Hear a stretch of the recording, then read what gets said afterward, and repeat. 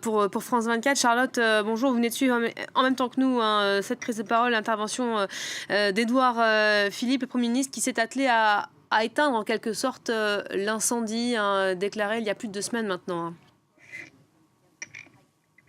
Oui, c'est une journée chargée pour Édouard Philippe. Il était ce matin auprès des députés En Marche pour leur annoncer ces mesures d'apaisement à l'Assemblée nationale.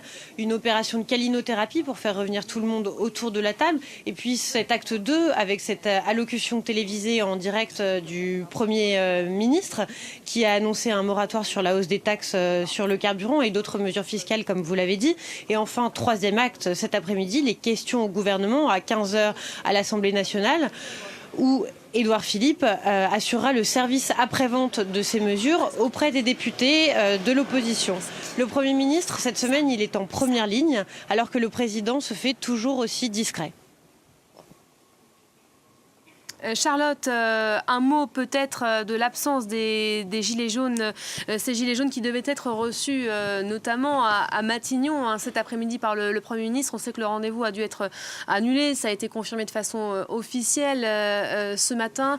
Matignon, dit-il peut-être un mot concernant cet échange? Est-ce qu'il est prévu ou pas qu'il y en ait un dans les jours qui viennent?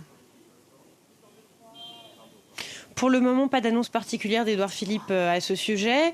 Pendant son discours, il est revenu sur ces menaces dont ont été victimes les Gilets jaunes et qui ont mené à l'annulation de cette concertation entre les représentants des Gilets jaunes et le Premier ministre. Mais Édouard Philippe n'en a pas dit plus.